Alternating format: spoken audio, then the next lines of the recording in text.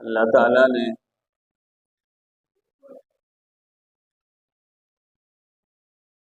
توحید و رسالت کے بعد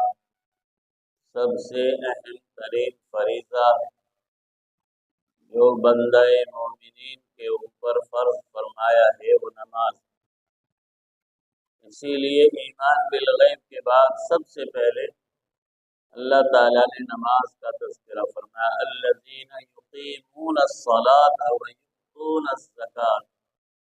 یہ وہ لوگ ہیں جو نماز قائم کرتے ہیں۔ قرآن کریم میں اداء الصلاۃ آپ نہیں پڑھیں گے، جہاں بھی نماز کے بارے میں پڑھیں گے اقامت صلاۃ کا تذکرہ، الذین یقیمون الصلاۃ۔ تو اقامت الگ چیز ہے اور اداء صلاۃ الگ چیز ہے۔ نماز کا ادا کر لینا یہ بھی ہے کہ آپ تنہا نماز ادا کر لیں، اذان ہو گئی آپ نے تنہا گھر میں نماز پڑھ لی تو نماز ادا ہو گئی، لیکن یہ اقامت صلاۃ میں شامل نہیں ہو سکتی۔ اقامت صلاۃ میں نماز با جماعت اپنے وقت پر ارکان و شروط، سنن مستحبات اور آداب کی رعایت کرتے ہوئے ادا کرنے کا نام اقامت صلاۃ ہے۔ تو یہاں ایمان بالغیب کے بعد سب سے پہلے نماز کا تذکرہ فرمایا، اور ایمان بالغیب کسے کہتے ہیں؟ التصدیق بما جاء به النبی صلی اللہ علیہ وسلم۔ نبی مکرم صلی اللہ علیہ وسلم نے جس چیز کی خبر دی ہے اس کے بارے میں یقین کر لینا، اس کے بارے میں ایمان لے آنا، اپنی عقل کو کوسوں دور رکھ دینا۔ وہ بات اب عقل میں آئے یا نہ آئے، جب ہمارے نبی نے فرما دیا ہے تو بس وہ بات پتھر کی لکیر ہے، اس میں ادنا درجے کا شک و شبہ نہیں ہو سکتا۔ یہی وجہ ہے کہ صدیق اکبر رضی اللہ تعالی عنہ کو اللہ کے نبی نے صدیق کا لقب دیا۔ کیوں دیا، کب دیا، کیسے دیا؟ جب آپ معراج سے تشریف لائے تو ابو جہل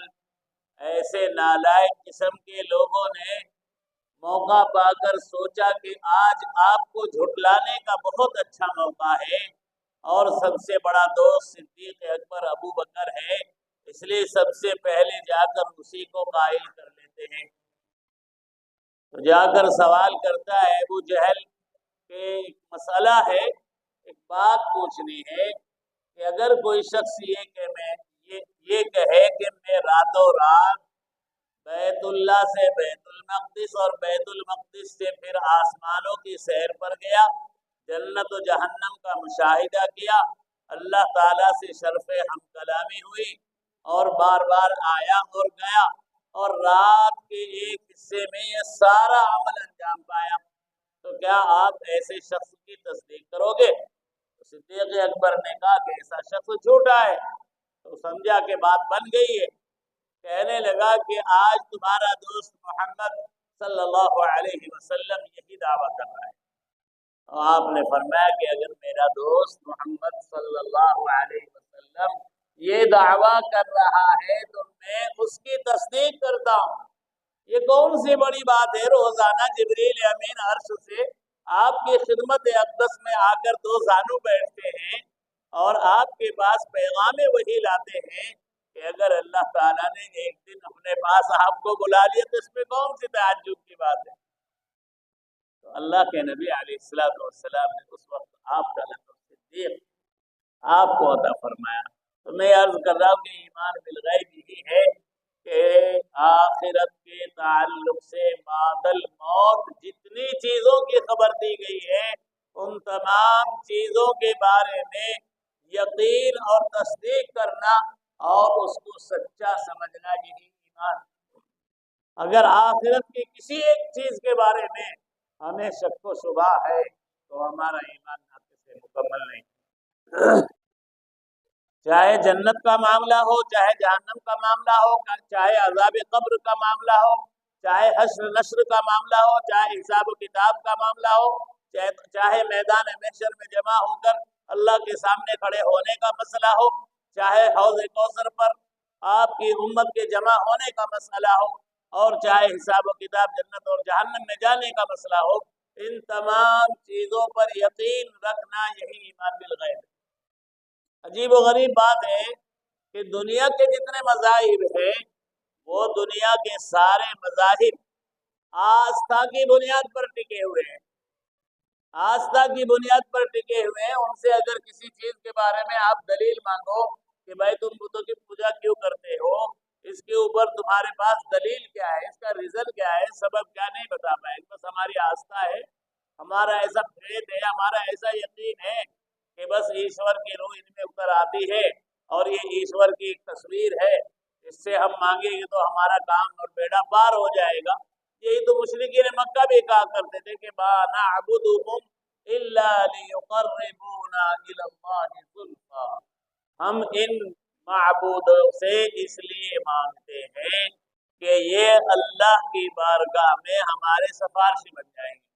کل قیامت کے دن یہ ہمارے سفارشی بن جائیں گے، ان کی سفارش کی بنیاد پر ہمارا بیڑا پار ہو جائے گا۔ تو بہرحال جتنے دنیا کے مذاہب ہیں وہ سب کے سب فیض یقین کی بنیاد پر نہیں بلکہ آستھا کی بنیاد پر ٹھیک ہے، بس ہمارا ایسا ماننا ہے۔ اللہ تعالیٰ نے اس کی تردید کئی جگہ قرآن کریم میں فرمائی ہے، اولو کان آباؤہم لا یعقلون شیئا ولا یہتدون، تمہارے آبا اور اجداد جن کو تم نے یہ عمل کرتے دیکھا ہے، اگر وہ اندھے تھے، وہ نابینا تھے، وہ جاہل تھے، وہ بے وقوف تھے، گمراہ تھے، تو کیا تم بھی اسی گمراہی کے راستے پر پڑے رہو گے؟ اگر باپ غلطی کر رہا ہے تو کیا بیٹا بھی غلطی کرے گا؟ اگر ایک شخص سے غلطی ہو گئی تو اس کو اپنی اصلاح کر لینی چاہیے، تو غلطی کے اوپر غلطی، اس لیے قرآن کریم میں جگہ افلا تذکرون افلا تدبرون افلا تعقلون، یہ لفظ قرآن کریم میں بار بار کیوں آتے ہیں؟ اپیل کرتا ہے اللہ تعالیٰ کہ تمہیں عقل دیا ہے، شعور دیا ہے، غور و فکر کا مادہ دیا ہے، ہر ایک چیز کا تم ریزن جانتے ہو، سبب جانتے ہو، دین کے معاملے میں اتنا اندھے ہو جاتے ہو کہ جس کا دامن چاہے پکڑ کر جنت میں پہنچ جاؤ گے۔ اللہ تعالیٰ نے جو اصول اور ضابطے مقرر فرمائے ہیں اور رسول انام محمد عربی صلی اللہ علیہ وسلم نے جو دین ہمیں صحابہ کے ذریعے ہم تک پہنچا ہے، اس دین کی جو اصل بنیادیں ہیں ان بنیادوں کو اگر متزلزل کرو گے تو کسی قیمت پر تم راہ راست پر نہیں رہ سکتے۔ اس لیے اللہ کے نبی علیہ السلام نے فرمایا ترکت فیکم امرین الثقیلین، میں تمہارے درمیان دو بڑی مضبوط چیزیں چھوڑ کر جا رہا ہوں، لن تضلوا ما تمسکتم بہما، جب تک تم ان دو مضبوط چیزوں کو پکڑے رہو گے کسی حال میں گمراہ نہیں ہو سکتے، کتاب اللہ، اللہ کی کتاب، و سنتی، اور میرا طریقہ۔ اللہ کے نبی نے کتاب اللہ کے جتنے احکام ہیں ان کو عملی شکل دے کر امت کے سامنے پیش کر دیا ہے۔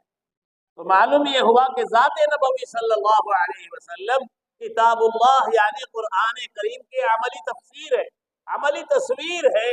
اسی لیے سیدہ عائشہ رضی اللہ تعالی عنہ سے جب پوچھا گیا کہ اللہ کے نبی علیہ السلام کے اخلاق کیا تھے، فرمایا قرآن نہیں پڑھتے، کان خلقہ القرآن، اللہ کے نبی علیہ السلام کے اخلاق و عادات تو قرآن کریم پڑھ لو اگر اللہ کے نبی علیہ السلام کی زندگی کو سمجھنا ہے۔ تو معلوم یہ ہوا کہ پریکٹیکل اور تھیوری اللہ تعالیٰ نے ہمیں دونوں دے دی، تھیوری کی شکل میں قرآن کریم ہے اور پریکٹیکل کے شکل میں ذات نبوی صلی اللہ علیہ وسلم۔ تو اللہ کے نبی علیہ السلام نے غیب کے تعلق سے جو باتیں ارشاد فرمائی ہے، ہمیں عقل کو ایک کونے میں رکھ کر ان پر اتنا پختہ یقین رکھنا چاہیے کہ آنکھ سے دیکھ کر کوئی بات غلط ثابت ہو سکتی ہے، لیکن اللہ کے نبی نے جو کچھ فرما دیا آخرت کے تعلق سے یا دنیا کی کامیابی سے متعلق، اس میں ذرہ برابر رائی کے دانے کے برابر شبہ کرنا یہ ایمان کے برابر۔ تو الذین یؤمنون بالغیب کہہ کر اسی بات کی طرف پہلے اشارہ کر دیا کہ آگے جو احکام الہی بیان کیے جا رہے ہیں وہ تمہاری عقل میں آئے یا نہ آئے، لیکن اللہ تعالیٰ نے جو کچھ اس کلام الہی میں فرما دیا وہ برحق ہے، سچ ہے۔ اس کا یہ مطلب ہرگز نہیں ہے کہ احکام الہی عقل کے مطابق نہیں ہے، بلکہ عقل کے اندر اتنی قدرت اور وسعت نہیں ہے کہ وہ ان احکام تک رسائی حاصل کر سکے، یہ مراد ہے۔ نہیں تو قرآن کریم کا ایک حکم بھی ایسا نہیں جو عقل کے خلاف ہے۔ اس لیے دوستو ضرورت ہے کہ ہم قرآن کریم کو سمجھنے کی کوشش کریں، اللہ کے نبی علیہ السلام کی سنتوں پر آنے کی کوشش کریں۔ جتنا ہم سنت نبوی سے قریب ہوں گے انشاءاللہ اس امت میں اتحاد ہوگا، اتفاق ہوگا، فتنے ختم ہوں گے، آپسی اختلاف ختم ہوگا، کیونکہ یہ قرآن اور ذات نبوی صلی اللہ علیہ وسلم امت کو جوڑنے کے لیے آئی ہے، توڑنے کے لیے نہیں آئی۔ جہاں اختلافات ہوتے ہیں وہاں سمجھ لو کہ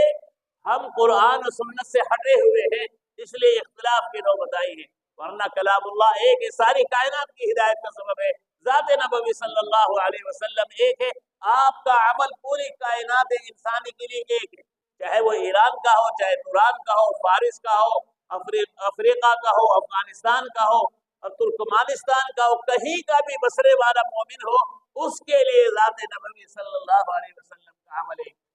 اگر اس پر آ جائیں گے انشاءاللہ سارے فتنے ختم ہو جائیں گے، امت میں اتحاد و اتفاق کی کیفیت پیدا ہو جائے گی۔ اللہ تعالی ہمیں اس حقیقت کو سمجھنے کے اور عمل